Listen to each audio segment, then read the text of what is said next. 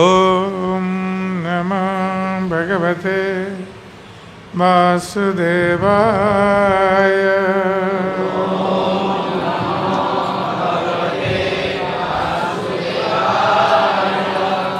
ओम नमो भगवते वासुदेवाय।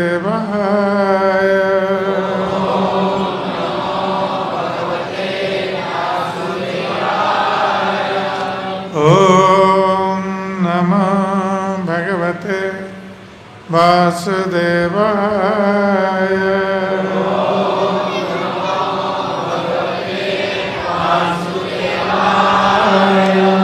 नारायणं नमस्कृत्य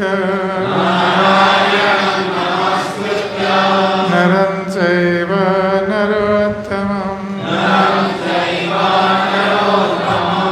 देवीं सरस्वतीं व्यासं ततो जयमुदीरये नष्टप्रायेषु अभद्रेषु नित्यं भागवत सेवया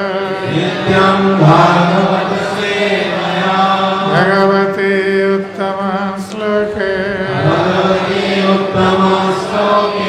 भक्तिर्भवति नैष्ठिके मूकं करोति वाचालं पङ्गुलं लङ्घयते गिरिं यत्कृपातमहं वन्दे श्रीगुरुं दीनतारिणं श्रीपरमानन्दमाधवम् ॐ अज्ञानतिमिरान्धस्य ज्ञानाञ्जनशलाकया चक्षुरुन्मिलितं येन तस्मै श्रीगुरवे नमः श्रीचैतन्यमनोभीष्टं स्थापितं येन भूतले स्वयं रूप कदा मह्यं ददाति स्वपदान्तिकम् वन्देऽहं श्रीरूपं साग्रजातं सहगणरघुनाथनितं सजीवं साद्वैतं सावधूतं परिजनसहितं कृष्णपादां सहगणललिता श्रीविशाखान्वितं हे कृष्ण करुणा सिन्धु दीनबन्धो जगत्पते नमोऽस्तुते वृन्दावनेश्वरी वृषभानुसुते देवी प्रणमामि हरिप्रिये वञ्चाकल्पतरुभ्यश्च कृपासिन्धुभ्येव च पतितानां पावनेभ्यो वैष्णवजनाय कृष्ण प्रेम प्रदायते कृष्णाय कृष्ण चैतन्य नामने गौरतिसे नमः जय श्री कृष्ण चैतन्य प्रभु नित्यानंद श्री अद्वैत गदाधर श्रीवासादि गौर भक्तवृंद हरे कृष्ण कृष्ण कृष्ण हरे हरे हरे राम हरे राम।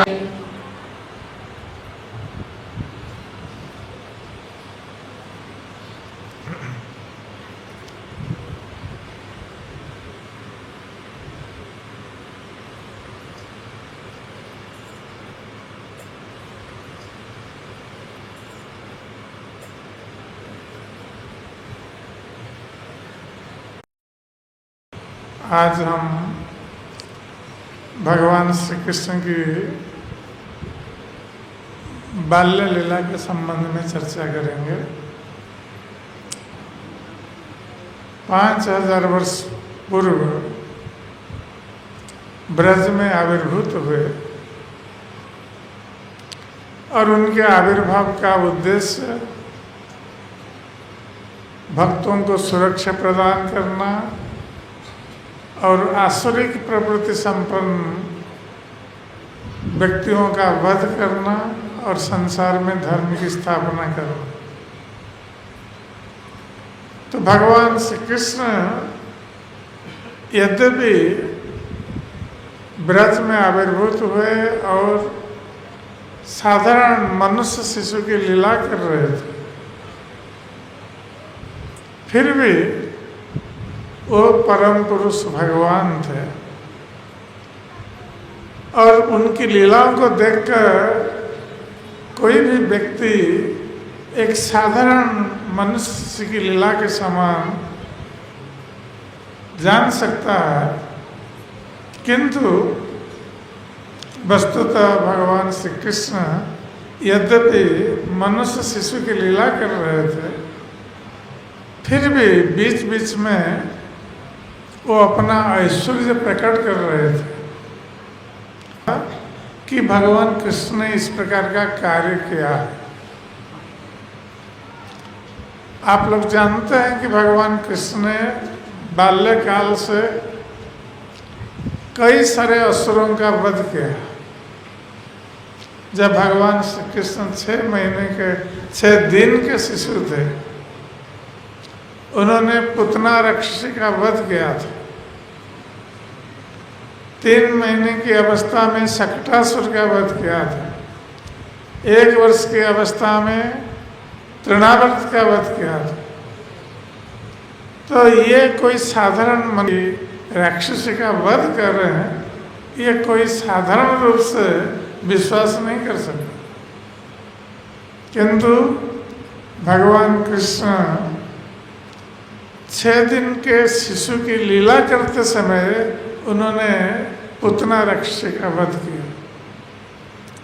तो इस प्रकार भगवान कृष्ण भगवद गीता में कहते हैं कि जन्म कर्मं च मे दिव्यम एवं यो व्यक्ति तत्वतः त्यक्त्या देहं पुनर्जन्म नैति मामेति सर्वजन। तो भगवान श्री कृष्ण अर्जुन से कह रहे हैं कि हे अर्जुन, मेरा जन्म और कर्म दोनों दिव्य है। अर्थात भगवान श्री कृष्ण का जन्म मनुष्य शिशु के जन्म के समान नहीं होता। भगवान श्री कृष्ण का कर्म मनुष्य शिशु के कर्म के समान नहीं होता। इसको जो भगवान के कर्म और जन्म को जो दिव्य रूप में जानता कि उनकी लीलाएं दिव्य हैं, तो ये शरीर त्याग करके भगवान कृष्ण के धाम को प्राप्त होता है। कभी कभी लोगों को विश्वास नहीं होता है, साधारण लोगों को, कि 6 दिन के शिशु कैसे राक्षसी का वध कर सकता है। किंतु भगवान के लिए ये सब कुछ संभव है। जो हमारी मनुष्य बुद्धि से हम जिसकी कल्पना नहीं कर सकते, भगवान ऐसा कर सकते हैं। ये भगवान की अचिंत्य शक्ति है। तो भगवान लीला कर रहे हैं, शिशु की लीला कर रहे हैं, किंतु उनमें भगवान की सारी शक्ति निहित है। तो उसी प्रकार भगवान श्री कृष्ण जब बाल्य लीला कर रहे थे, तो उस समय आप लोग जानते हैं कि भगवान श्री कृष्ण को जब वो 3 साल के बालक थे, 3 वर्ष के, तो माता यशोदा ने उनको बांधने का प्रयत्न किया था। क्योंकि भगवान श्री कृष्ण साधारण मनुष्य शिशु की तरह थोड़ा नटखट बने हुए थे और इस प्रकार अपनी लीलाओं के माध्यम से माता यशोदा और दूसरे लोगों को आनंद प्रदान कर रहे थे। तो एक बार जब माता यशोदा दीपावली अमावस्या के दिन और स्वयं उन्होंने देखा कि भगवान कृष्ण शैया पर सोए हुए हैं, तो प्रातःकाल माता यशोदा चली गई दधि मंथन करने के लिए। क्योंकि माता यशोदा सोच रही थी कि सेविकाएं अच्छी तरह दधि मंथन नहीं कर पाते, मक्खन अच्छी तरह निकाल नहीं पाते हैं, इसलिए कृष्ण को ये मक्खन अच्छा नहीं लगता और कृष्ण गोपियों के घर जाता है मक्खन चोरी करने के लिए। इसलिए माता यशोदा ने ये निर्णय लिया कि हम स्वयं अपने हाथ से आज माखन निकालें। इसलिए माता यशोदा दधि मंथन कर रही थी। और उस स्थिति में जब भगवान श्री कृष्ण नींद से उठ गए, तो तुरंत उन्होंने माता यशोदा को खोजा और माता यशोदा को पास में ना देखकर भगवान श्री कृष्ण रोते हुए माता यशोदा के पास पहुंच गए, जहां माता यशोदा दधि मंथन कर रही थी। माता यशोदा का ध्यान दधि मंथन में था, किंतु भगवान श्री कृष्ण जब पहुंचे और उन्होंने देखा कि माता यशोदा का ध्यान उनकी ओर नहीं है, तो भगवान श्री कृष्ण माता यशोदा की गोद में न जाकर तुरंत जाकर दधि मंथन दंड जो था उसको कृष्ण ने पकड़ लिया। इसलिए उन्होंने दधि मंथन दंड को पकड़ा कि भगवान कृष्ण सोचा कि अब इस दंड को तब उसका ध्यान मेरी ओर आए। ये सोच करके भगवान कृष्ण ने दंड पकड़ लिया था। और माता यशोदा ने जब देखा तो माता यशोदा हंसने लगी। उन्होंने सोचा कि अब हमारा बालक बहुत चतुर बन गया है। तो माता यशोदा प्रेमवश उन्होंने भगवान कृष्ण को अपनी गोद में उठा लिया और स्तन्यपान कराने लगे।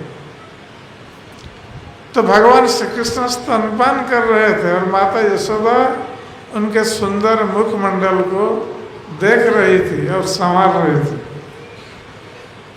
तो इसी के बीच दूसरे स्थान पर माता यशोदा ने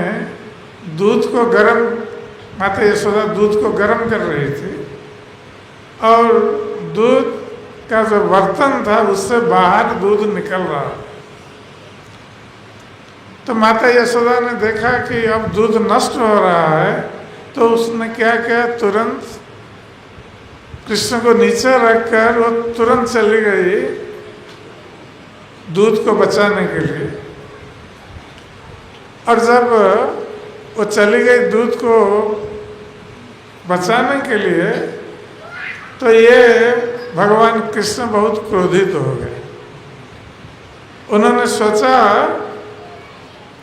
कि माता यशोदा मुझे स्तनपान करा रही थी, अब उसके बचाने के लिए गई है, तो क्रोधित हो गए। और क्रोधित होकर वहाँ पर एक छोटा सा कंकड़ पड़ा था, जबकि दधि मंथन दंड भी वहाँ था। थोड़ा सा शब्द हुआ और भगवान कृष्ण ने इसलिए मारा था कंकड़ कि माता यशोदा को जैसे पता न चले। यदि डंडा से फोड़ देते हैं मटका तो बहुत जोर से शब्द होता और माता यशोदा तुरंत देख लेती। तो जब कृष्ण ने इस पर कंकड़ मारा, छोटा सा छेद हो गया मटके में, तो जितना सब दधी मटके में भरा था सब बाहर निकल गया और चारों ओर फैल गया। तो इस प्रकार जब कृष्ण ने देखा कि दधी चारों ओर फैल गया है और अब माता यशोदा आएगी और देखेगी कि हमने फैला दिया है तोड़ करके, तो माता यशोदा मुझे डांटेगी। ये सोच करके भगवान कृष्ण तुरंत चले गए भीतर कमरे में। और जब वहाँ से चले तो जो दही फैला हुआ था उनके चरण में लगा था दही, इसलिए चरण की छाप पड़ रही थी जिस रास्ते में जा रहे। किंतु भगवान कृष्ण जब कमरे के भीतर चले गए तो वहाँ देखा वहाँ मक्खन छिंके पर रखा है। तो ये उदुखल था, एक उदुखल को उल्टा रख के उसके ऊपर चढ़ गए और मक्खन निकाला। उदुखल के ऊपर बैठ करके स्वयं मक्खन खाए। जब उनका पेट भर गया तो बंदर लोग आ गए उधर, और भगवान कृष्ण बंदरों के साथी थे। तो बंदर लोग आ गए तो बंदरों को भी खिलाने लगे। किंतु भगवान कृष्ण को भय था कि कहीं माता यशोदा आकर उनको देख ना ले, और देखने पर वो जानते थे कि माता यशोदा उन्हें दंडित करेगी, तो इसलिए बीच बीच में देखते रहते थे कि माता यशोदा तो नहीं आ रही है, और इधर बंदरों को खिला रहे थे मक्खन। तो माता यशोदा उधर से जब आई दूध को सुरक्षित करके दधि मंथन स्थान पर, तो उन्होंने देखा कि कृष्ण वहाँ नहीं है, और वो मटका फोड़ा हुआ है और दधि सब निकल गया है, नीचे गिरा। तो माता यशोदा ने सोचा कि कृष्ण का कार्य है, तो उन्होंने एक डंडा उठाया हाथ में, और कृष्ण का चरण चिन्ह माता यशोदा ने देखा पड़ा हुआ है, तो माता यशोदा चरण चिन्ह को देखकर गई, देखा कमरे के भीतर कृष्ण बैठे हुए हैं और बंदरों को खिला रहे हैं मक्खन। तो माता यशोदा चुपके चुपके जा रही थी, जैसे कृष्ण को पता न चले, नहीं तो कृष्ण भाग जाएगा। किंतु कृष्ण देख रहे थे बीच बीच में, और जैसे कृष्ण ने देखा कि माता डंडा हाथ में लेकर आ रही, तो भागने लगे वहां से, और माता यशोदा उनके पीछे दौड़ने लगी। माता यशोदा थक गई उनके पीछे दौड़ते, और अंत में कृष्ण को उन्होंने पकड़ लिया। तो जब भगवान कृष्ण को पकड़ा है, तो भगवान कृष्ण बहुत डरे हुए थे, जबकि वो स्वयं भगवान है, सारा संसार उनसे डरता है।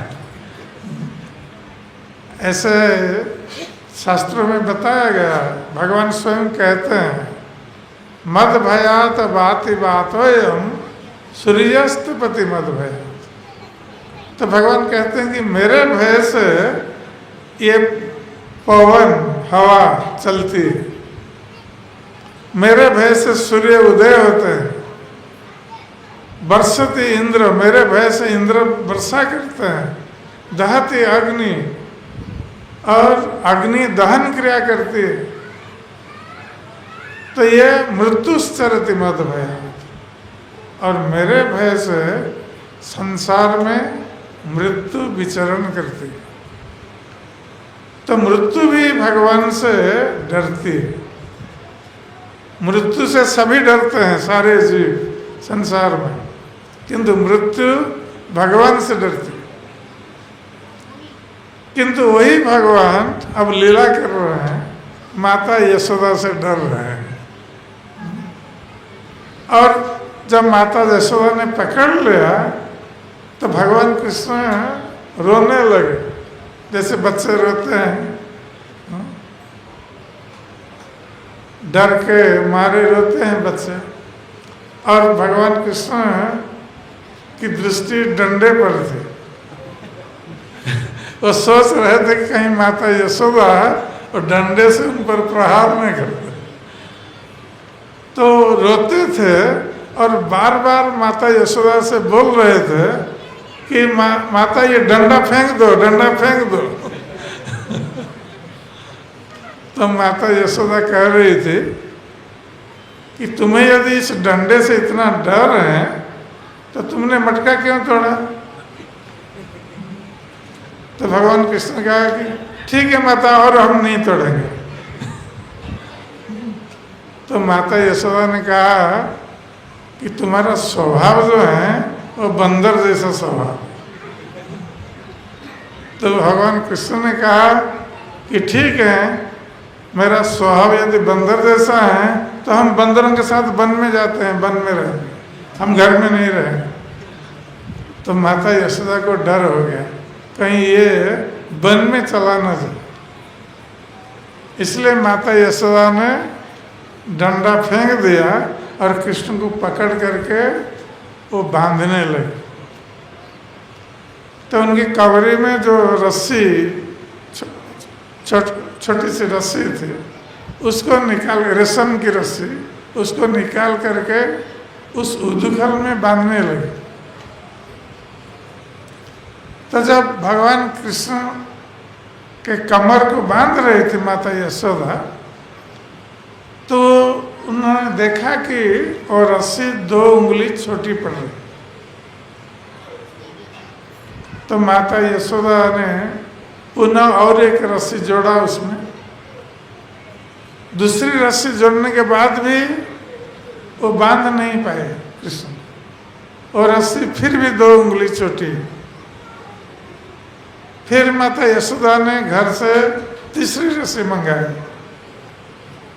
तीसरी रस्सी जोड़ करके बांधने पर भी वो नहीं बांध पा रही थी, और फिर 2 उंगली छोटी पड़ रही थी। इस प्रकार घर में जितनी रस्सियां थी माता यशोदा ने जोड़ ली, और हर बार रस्सी 2 उंगली छोटी पड़ रही थी। तो माता यशोदा ने सोचा कि ये क्या हो गया, मेरा लाला ये तो 3 साल का है और उसका कमर भी वही है जिसमें करधनी बंधी हुई है कमर में, तो ये रस्सी कैसे छोटी पड़ रही है, उसका कमर तो बढ़ा नहीं है। तो कुछ गोपियां वहाँ पहुँच गई थी, तो उन लोगों ने कहा कि यशोदा छोड़ दो उसको। तो माता यशोदा ने कहा कि नहीं, तुम्हारे घर में कितनी रस्सियां हैं उसको भी लाओ, हम जोड़ करके देखते हैं आज मेरे लाला का कमर कितना बड़ा है।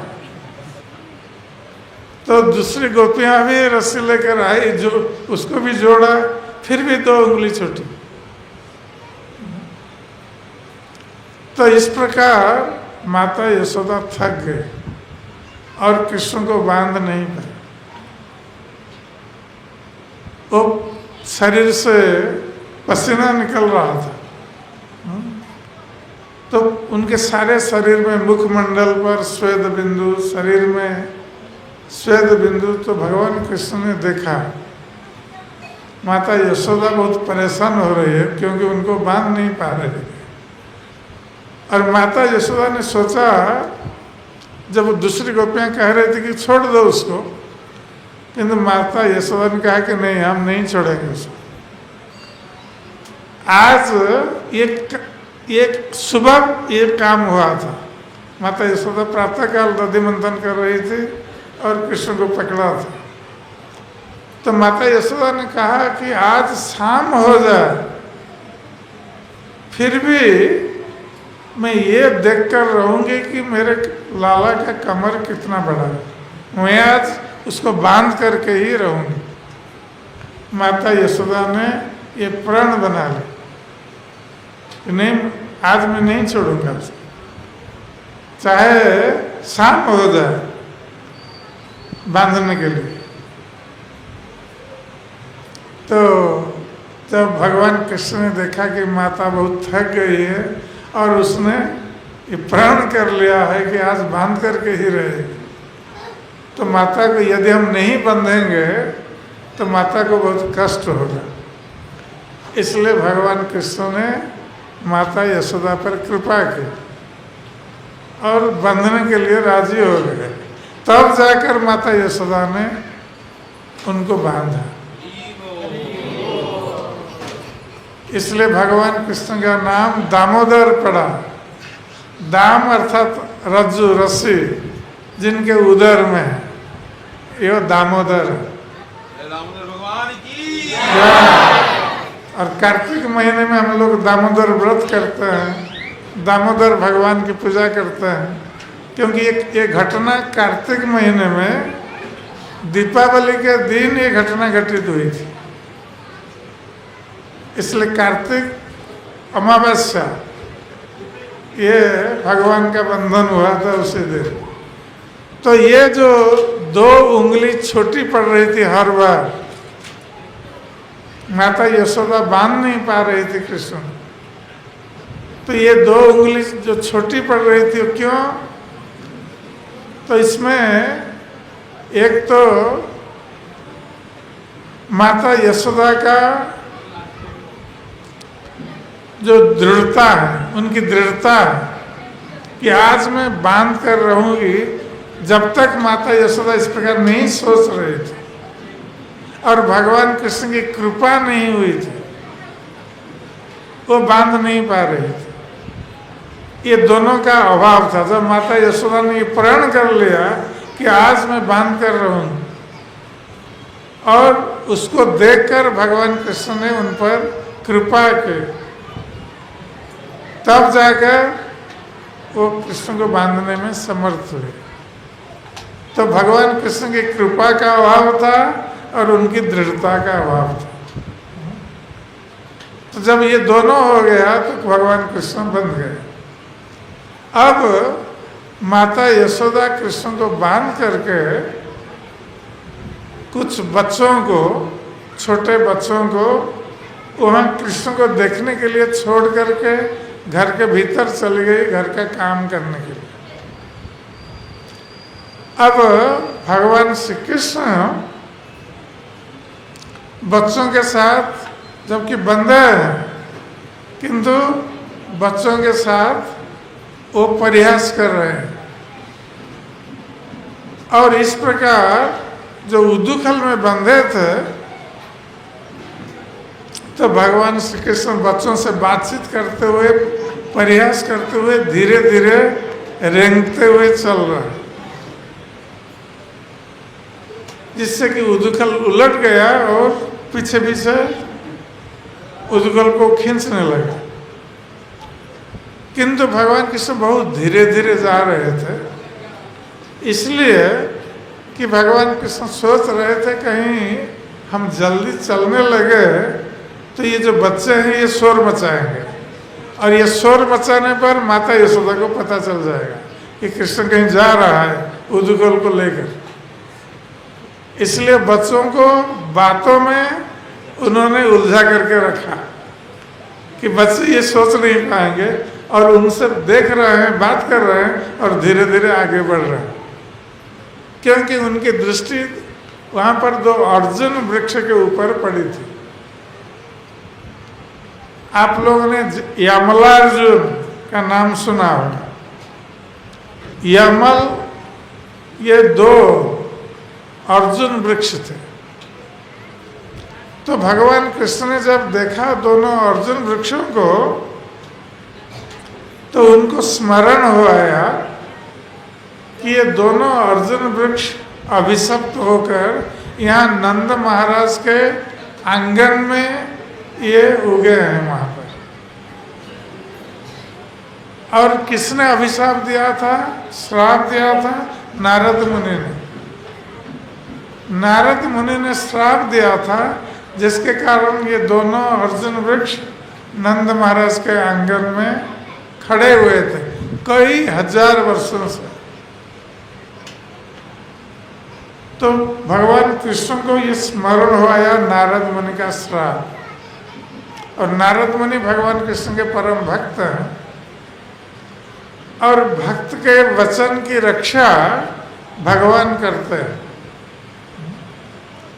जो भगवान के शुद्ध भक्त होते हैं, वो जो बोल देते हैं, भगवान को उनके वचन की रक्षा करनी पड़ती है, क्योंकि भगवान अपने शुद्ध भक्तों के वशीभूत है। तो इस प्रकार नारद मुनि के बाद भगवान कृष्ण को स्मरण हो आया, और भगवान कृष्ण धीरे धीरे उस अर्जुन वृक्ष की ओर जा रहे थे। और जब दोनों वृक्षों के बीच में पहुंचे, तो ये उदुखल अटक गया दोनों वृक्षों के बीच में। भगवान कृष्ण आगे निकल गए, उनके पीछे रस्सी बंधा है, और उदुखल अटक गया है। तो भगवान कृष्ण, यद्यपि 3 साल के बच्चे हैं, उन्होंने थोड़ा जोर से खींचा उदुखल, और उदुखल दोनों वृक्षों के बीच में था, इसलिए एक साथ बहुत बड़ा शब्द करके, भयंकर शब्द करके, दोनों बड़े बड़े अर्जुन वृक्ष तुरंत गिर गए नीचे, जैसे कहीं वज्रपात हो गए, इस प्रकार का शब्द हुआ। तो भगवान कृष्ण बीच में है, दोनों अर्जुन वृक्ष दोनों साइड में गिर पड़े। भगवान कृष्ण को कुछ नहीं हुआ, किंतु यह शब्द सुनकर सारे ब्रजवासी दौड़ करके आए कि क्या हो गया। ये वज्रपात जैसा शब्द था।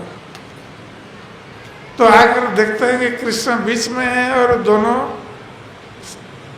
उनके दोनों साइड में ये अर्जुन वृक्ष गिरे हुए हैं, दोनों अर्जुन वृक्ष। तो लोगों ने सोचा कि अब ये अर्जुन वृक्ष कृष्ण के ऊपर गिरता तो क्या होता कृष्ण का। तो इसलिए नंद महाराज भी पहुंच गए और भगवान कृष्ण का बंधन उसको खोल करके स्वयं कृष्ण को अपनी गोद में नंद महाराज ने ले लिया। माता यशोदा नहीं आई। जब माता यशोदा को पता चला कि ये दोनों अर्जुन वृक्ष गिर गए कृष्ण के ऊपर नहीं पास में, तो माता यशोदा रो रही थी। वो सोच रही थी कि ये मेरे कारण हुआ, यदि आज अर्जुन वृक्ष कृष्ण के ऊपर गिर जाता तो क्या होता। तो अपने को दोषी मान रही थी माता यशोदा। किंतु भगवान कृष्ण की योजना कुछ अलग थी। भगवान कृष्ण जानते थे कि ये अर्जुन वृक्ष कौन है। जब ये अर्जुन वृक्ष गिर गए तब तक ब्रजवासी लोग नहीं आए थे, तो उन दोनों वृक्ष से दोनों दिव्य पुरुष, दो दिव्य पुरुष निकले और दोनों ने हाथ जोड़कर भगवान कृष्ण की स्तुति की। इसके पश्चात दोनों अपने लोक में चले गए और ये बच्चे सब देख रहे थे। बच्चों को कुछ पता नहीं, इसको देख रहे थे। इसे वृक्ष गिरे और जो दिव्य पुरुष निकले और कृष्ण को हाथ जोड़ करके वो कुछ बोलने लगे और उनकी परिक्रमा करके वो अपने आकाश में चले गए।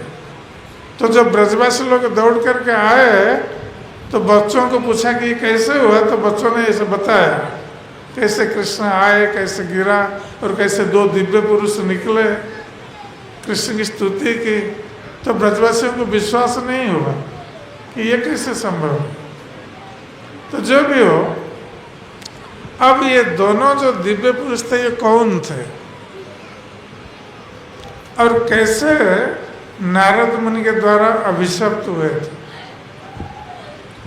तो ये दोनों अर्जुन वृक्ष ये वस्तुतः कुबेर के दो पुत्र थे, मणिग्रीवा और नल कुबेर। तो ये कुबेर के दोनों पुत्र ये अपनी भक्ति से ये शिव जी के पार्षद बन गए थे और कैलाश पर्वत के पास जहाँ मंदाकिनी नदी बहती है, मंदाकिनी गंगा, जहाँ पर बहुत सारे कमल खिले हुए थे उस नदी में, गंगा में। तो ये दोनों कुबेर पुत्र मणिग्रीवा और नल कुबेर ये ऐश्वर्य के मद से, धन के मद से ये बहुत गर्वित थे। अहंकार इनमें बहुत था, क्योंकि कुबेर के पुत्र हैं, धन है, ऐश्वर्य है, इसलिए ये बहुत अहंकारी बन गए थे। क्योंकि जिसके पास धन होता है ये अहंकार आ जाता है उसके पास। जिस प्रकार शास्त्रों में बताया गया है, जन्म ऐश्वर्य श्रुतश्री एधमान मदह पुमान। जब व्यक्ति उच्च कुल में जन्म ग्रहण करता है तो उसमें अहंकार आ जाता है कि मैं इतना बड़ा उच्च कुल में मेरा जन्म हुआ। और जिस व्यक्ति के पास बहुत धन होता है उसमें अहंकार आ जाता है कि मैं बहुत बड़ा धनी व्यक्ति हूँ। जो बहुत बड़ा पंडित विद्वान है उसके मन में भी अहंकार आता है कि मैं बहुत बड़ा विद्वान हूँ। और जो बहुत सुंदर है उसके मन में भी अहंकार आ जाता है कि वो बहुत सुंदर है। तो ये चार चीजें व्यक्ति में अहंकार की वृद्धि करती है। उच्च कुल में जन्म लेना, अत्यधिक धन प्राप्त करना और सुंदर होना और जन्म ऐसे शुद्ध विद्वान हो, तो इसमें अहंकार की वृद्धि होती है। किंतु इन चारों में जो धन का अहंकार है, ऐश्वर्य का अहंकार, ये बहुत भयानक होता है। दूसरी वस्तुओं से जो अहंकार आता है वो सीमित होता है, किंतु धन का अहंकार ये बहुत भयंकर होता है। क्योंकि धन के अहंकार के कारण व्यक्ति महान संतों के चरणों में अपराध कर बैठता है, महतजनों के चरणों में अपराध करता है, धन में मदान्ध होकर, गर्वित होकर, जिसके कारण उसका सब कुछ नष्ट हो जाता है। आयु श्रेय यशो धर्म लोकानंग आशीष हंति श्रेयांसी सर्वाणी पुंसा महत अतिक्रम। जब कभी व्यक्ति अहंकार बस, धन के अहंकार बस किसी महान व्यक्ति के चरणों में अपराध करता है, महान साधु महात्मा के चरणों में अपराध करता है, उसकी अवमानना करता है, तो सर्वप्रथम उसकी आयु क्षीण हो जाती है, आयु घट जाती है और उसका यश नष्ट हो जाता है, उसका धन ऐश्वर्य वो भी नष्ट हो जाता है, जिसके कारण ये अहंकार आया है। तो ये आयु श्रेय यशो धर्म, उसका धर्म भी नष्ट हो जाता है। तो ये सब उसका परिणाम होता है। तो ये जो मणिग्रीव और नल कुबेर, क्योंकि कुबेर के पुत्र थे इसलिए इनमें बहुत अहंकार था, और इस अहंकार के कारण जब व्यक्ति के पास अधिक धन हो जाता है, आवश्यकता से अधिक धन रहने पर व्यक्ति उस धन का उपयोग इंद्रिय भोग में करना चाहता है। और इंद्रिय भोग क्या है? वो स्त्री के प्रति आसक्त होता है, संभोग के प्रति आसक्त होता है, मदिरा पान करता है। तो ये उसका फल है। जब व्यक्ति में अहंकार आता है धन का, वो दुरुपयोग करता है, मदिरा पान करने में, स्त्री संभोग में, इस प्रकार धन का दुरुपयोग वो करता है। तो ये दोनों कुबेर पुत्र मणिग्रीव और नल कुबेर, इन दोनों ने वही किया। ये मदिरा पिए हुए थे और स्त्रियों के साथ ये घूम रहे थे। मंदाकिनी के तट पर पुष्प उद्यान था, वहाँ घूम रहे थे और गीत गा रहे थे, स्त्रियां भी गीत गाती थी। इस प्रकार अंत में ये सब मंदाकिनी नदी में प्रवेश कर गए। और किस प्रकार प्रवेश किए? अपने वस्त्र को तट पर रखकर नंगे उलग्न होकर, ये दोनों कुबेर के पुत्र और ये स्त्रियां सब उलग्न होकर मंदाकिनी नदी में स्नान कर रहे थे। स्नान वो खेल रहे थे, क्रीड़ा कर रहे थे। तो उसी समय, क्योंकि व्यक्ति जब मदान्ध हो जाता है उसकी बुद्धि वृत्ति नष्ट हो जाती है, उसकी बुद्धि काम नहीं करती। तो जब इस प्रकार ये लोग मंदाकिनी नदी में क्रीड़ा कर रहे थे, जिस प्रकार एक मत्त हस्ती कई हस्तिनियों के साथ क्रीड़ा करता है जल में, तो उसी प्रकार ये दोनों कुबेर पुत्र कई स्त्रियों के साथ ये जल क्रीड़ा कर रहे थे उलग्न होकर। तो उसी समय नारद मुनि उसी रास्ते पर आ रहे थे, क्योंकि नारद मुनि भगवान कृष्ण के परम भक्त हैं। तो ये सारे जगत में विचरण करते रहते हैं, भगवान की वाणी का प्रचार, भक्ति का प्रचार करते रहते हैं और पतित जनों पर कृपा करते हैं। तो नारद मुनि जब पहुंचे मंदाकिनी नदी के तट पर, तो उस समय स्त्रियों ने देखा कि नारद मुनि आ रहे हैं। तो ये लोग तुरंत नदी से आकर अपने वस्त्र पहन लिए, स्त्रियों ने अपना अपना वस्त्र पहन लिया। किंतु ये दोनों जो मदान्ध थे, कुबेर के दोनों पुत्र मणिग्रीव और नल कुबेर, ये दोनों ऐसे ही उलग्न खड़े रहे जल में। ये आकर वस्त्र नहीं पहना नारद मुनि को देखकर। तो नारद मुनि इनको देखकर नारद मुनि ने सोचा कि ये दोनों ऐश्वर्य के मद से, ऐश्वर्य के अहंकार से इनकी बुद्धि नष्ट हो गई। जब व्यक्ति मदान्ध हो जाता है धन के गर्व अहंकार से, उसकी बुद्धि काम नहीं करती और महान संतों के चरणों में वो अपराध कर बैठता है। तो नारद मुनि ने सोचा कि इनके साथ यही हुआ है, ये लोग मदिरा पिए हुए हैं और उलग्न खड़े हैं जल में। जो एक तो गंगा नदी का जल है, वहाँ लोग जाते हैं स्नान करके अपना पाप नष्ट करने के लिए, किंतु ये दोनों इतने मदान्ध हैं, उनकी बुद्धि नष्ट हो गई है कि ये गंगा नदी में जाकर पाप कर्म कर रहे हैं, वो लग्न होकर खड़े हैं।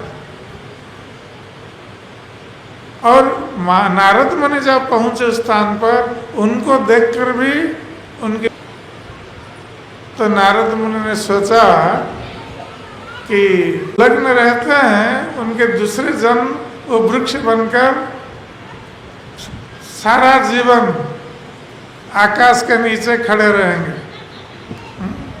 वर्षा, ताप, सूर्यताप, ये शीत सब सहन करेंगे। तो जो इस प्रकार उलग्न रहते हैं वो वृक्ष योनि को प्राप्त होते हैं। तो नारद मुनि ने सोचा कि ये दोनों को वृक्ष योनि में जाना चाहिए। किंतु नारद मुनि भगवान के परम भक्त थे, ये नहीं होता है। वो तो उनका उपकार करना चाह रहे थे। तो किस प्रकार नारद मुनि उपकार करना चाह रहे थे? उनको श्राप दिया उनके अहंकार को दूर करने के लिए कि वो वृक्ष योनि प्राप्त करेंगे। किंतु कहाँ पर वो जन्म होंगे? वृक्ष के रूप में, अर्जुन वृक्ष के रूप में जन्म ग्रहण करेंगे। यही नारद मुनि की कृपा थी। यदि ये नंद महाराज के आंगन में जन्म इनका नहीं होता तो भगवान कृष्ण इनका उद्धार नहीं करते, और कहीं होता तो ऐसे खड़े रहते हजारों वर्ष। किंतु नारद मुनि ने कृपा की थी और नंद महाराज के आंगन में उनको जन्म होने के लिए श्राप दिया था वृक्ष के रूप में। इसलिए वहाँ पर वो वृक्ष रूप में कई वर्षों से प्रतीक्षा कर रहे थे भगवान कृष्ण के आगमन की। और भगवान श्री कृष्ण इस बात को जानते श्राप दिया है, जिसके कारण ये दोनों हमारे आंगन में अर्जुन वृक्ष के रूप में खड़े हैं। और नारद मुनि इनको भक्त बनाना चाहते थे, नष्ट करने के लिए ये श्राप दिया, किंतु ये आशीर्वाद भी दिया कि नंद महाराज के आंगन में इनका जन्म होगा तो भगवान कृष्ण जब आविर्भूत होंगे इनका उद्धार करेंगे। तो भगवान कृष्ण ने स्मरण किया नारद मुनि की बातों को कि नारद मुनि यही चाहते थे इनका उद्धार करने के लिए, इसलिए भगवान कृष्ण गए उदुखल के द्वारा इनको उत्पाटन किया, उखाड़ दिया दोनों वृक्षों को, और इस प्रकार उनका उद्धार किया। और ये दोनों मणिग्रीव नलकुबेर जब उनका उद्धार हो गया तो दोनों भगवान कृष्ण से प्रार्थना करने लगे। तो दोनों ने भगवान कृष्ण से यही वरदान मांगा कि भगवान कृष्ण के चरणों में सदा सर्वदा उनकी प्रेम भक्ति बनी रहे। तो यही वस्तुतः मनुष्य जीवन का उद्देश्य है कि भगवान कृष्ण के चरणों में प्रेम भक्ति प्राप्त करना। और भगवान कृष्ण ने उनकी इच्छा पूर्ण की। किस प्रकार? भगवान कृष्ण ने उनका उद्धार तो किया और उनको स्थान दिया अपने धाम में, गोलोक वृंदावन में। और गोलोक वृंदावन में ये मणिग्रीव और नलकुबेर, वहाँ मधुकंठ और स्निग्धकंठ, ये दोनों दो गायक के रूप में गोलोक वृंदावन में अभी भी ये प्रतिदिन भगवान कृष्ण का लीला गान नंद महाराज की सभा में करते हैं। तो इस प्रकार इनका उद्धार भगवान कृष्ण ने किया। और ये इससे हमें यही शिक्षा प्राप्त होती है कि कोई महान साधु महात्मा यदि हमें कोई श्राप भी देते हैं या हमें फटकारते हैं, कभी डांटते हैं, तो ये हमारी भलाई के लिए होता है। क्योंकि साधु महात्मा किसी पर ईर्ष्या नहीं करते, किसके प्रति उनमें ईर्ष्या का भाव नहीं है। वो जो भी चाहते हैं सभी का मंगल कामना करते हैं और यही चाहते हैं कि सभी संसार के लोग भगवान कृष्ण का भक्त बने और भौतिक संसार के दुखों से सदा के लिए वो मुक्त हो जाए। यही साधु महात्मा का लक्ष्य है। इसलिए साधु महात्मा जन ये समग्र पृथ्वी में भ्रमण करते रहते हैं। जिस प्रकार नारद मुनि भ्रमण करते रहते हैं, साधु महात्मा भी सारी पृथ्वी में भ्रमण करते रहते हैं बद्ध जीवों पर कृपा करने के लिए। और भगवान अपने भक्तों की प्रतिज्ञा की रक्षा करते हैं। कभी कभी भगवान अपनी प्रतिज्ञा तोड़ देते हैं, किंतु भक्त की प्रतिज्ञा को वो नहीं तोड़ते, उसकी रक्षा करते हैं। इसलिए कभी कोई भगवान कृष्ण का भक्त किस पर आशीर्वाद करता है या किसी को फटकाराता है, डांटता है, वो सभी आशीर्वाद ही। जिस प्रकार मणिग्रीव नलकुबेर नारद मुनि का श्राप प्राप्त होकर भी और भगवत धाम को प्राप्त हुए। भगवान के नंद महाराज की सभा में भगवान का गुणगान प्रतिदिन करते रहते हैं। ये उनको ये सौभाग्य प्राप्त हुआ। तो इसलिए साधु महात्मा भगवान कृष्ण के भक्तों की सेवा करना, उनका आदर करना, उनसे भगवान के संबंध में उपदेश प्राप्त करना, ये मनुष्य जन को इसलिए आवश्यक है मनुष्य जन्म में। और हम इस प्रकार मनुष्य जन्म को सार्थक कर सकते हैं साधु महात्मा का संग प्राप्त होकर उनके मुख से भगवान की कथा श्रवण करते हुए अपने मनुष्य जन्म को हम सार्थक कर सकते हैं। हरे कृष्ण।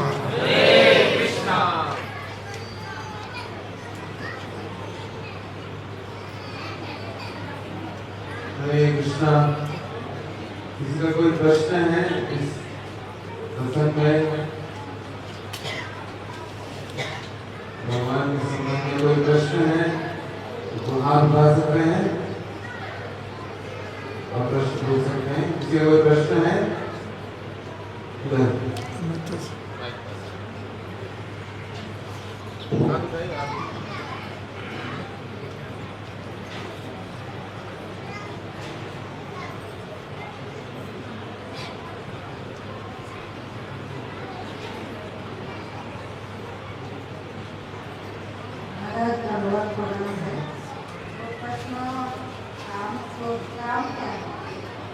क्या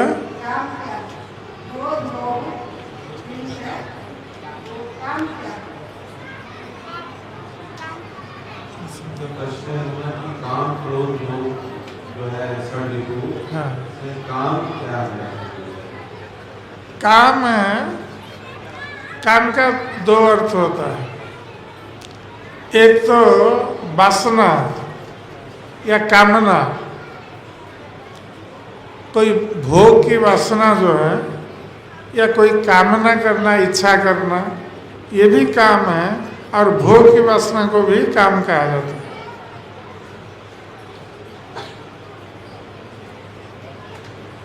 भोग करने की इच्छा, इंद्रिय भोग की इच्छा, ये काम है। काम वासना कैसे हम दूर होंगे?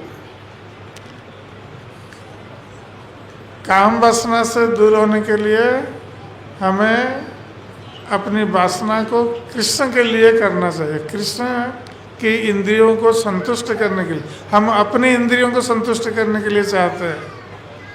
यदि हम अपनी इंद्रियों के स्थान पर कृष्ण की इंद्रियों को संतुष्ट करने के लिए कार्य करें, सेवा करें, तो हमारा काम वासना दूर हो सकती है।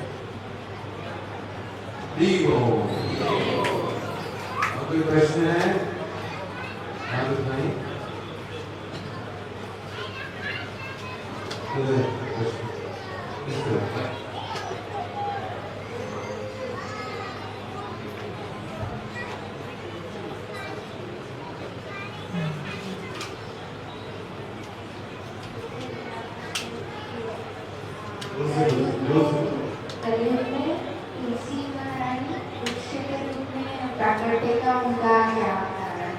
वो स्टोरी बताना पड़ेगा।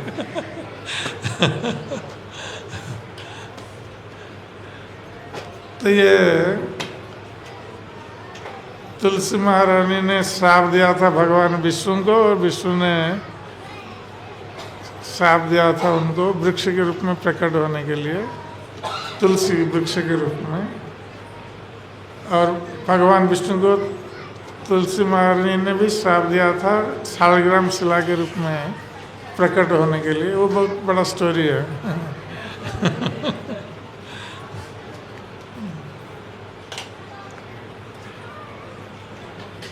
आप कोई प्रश्न है? आज के प्रसंग में प्रश्न कीजिए। जो कथा कहा इसी के संबंध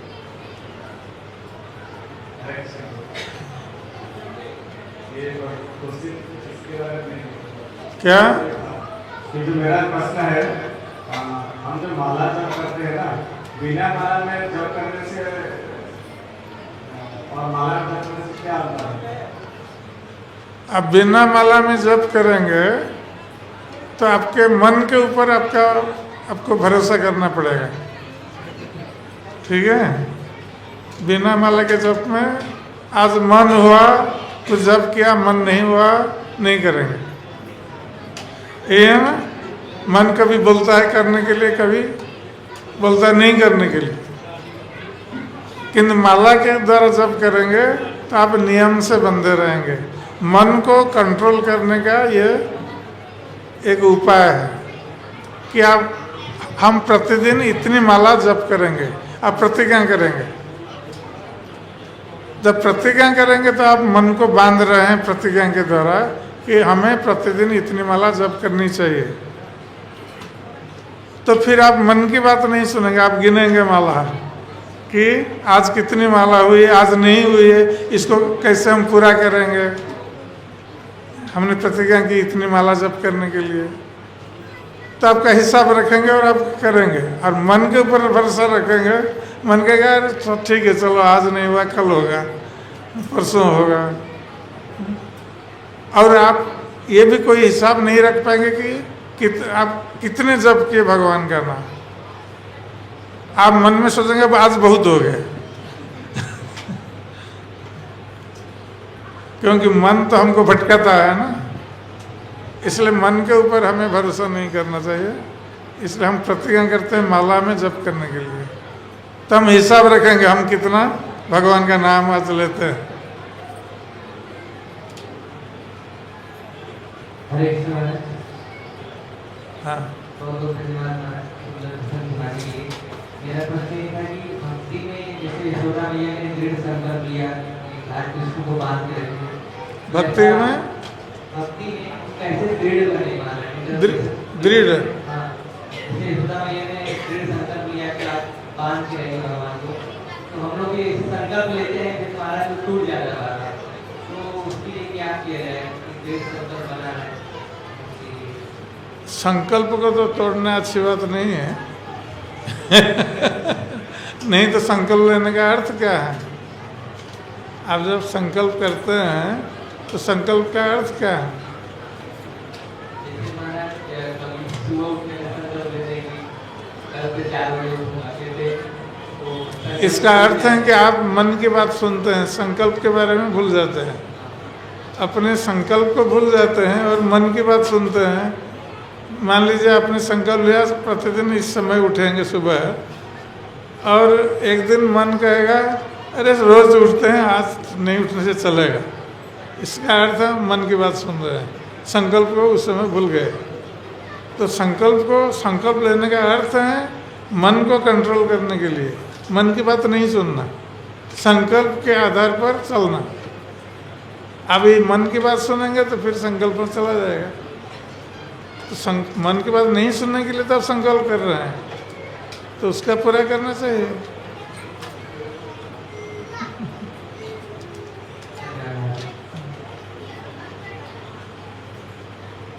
कोई आखिरी प्रश्न? हरे कृष्ण।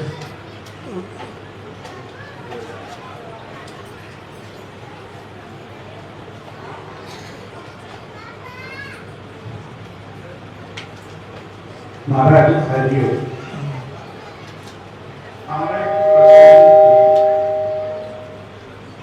वृंदावन जो भक्ति का धाम है, वही वृंदावन को वृंदावन क्यों बोला? वृंदावन क्यों बोला गया? वृंदा का नाम में उसको वृंदावन बोला गया। हाँ, तो राधावन क्यों नहीं बोला गया?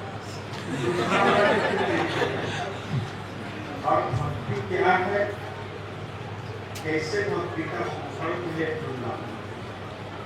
ठीक है, बैठिए।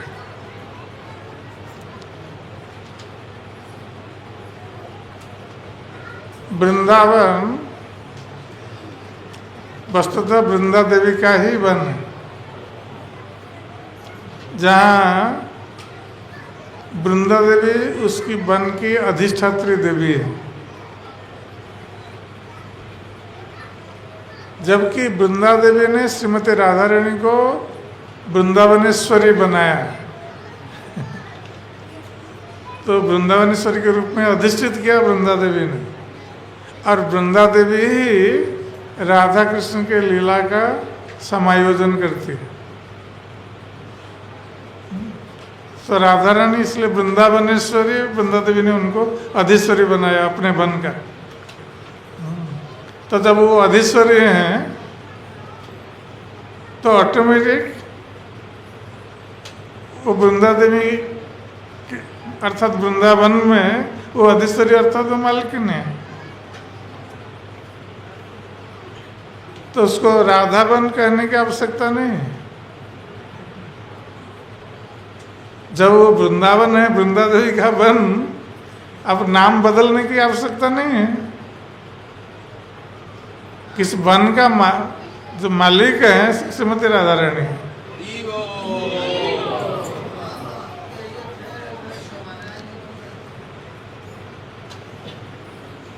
और भक्ति जो है, आप भक्ति के बारे में पूछ रहे हैं,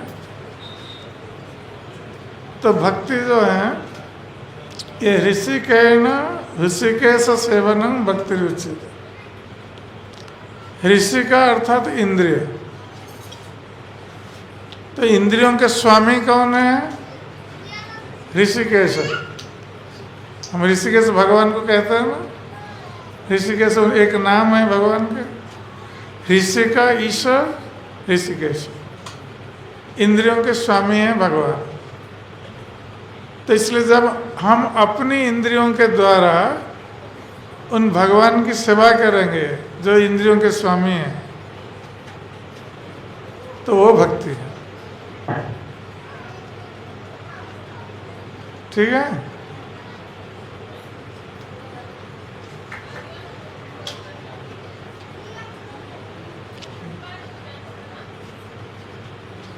जय श्री कृष्ण भक्ति महाराज की जय, प्रभुपाद की जय, गौर प्रेमानंदे।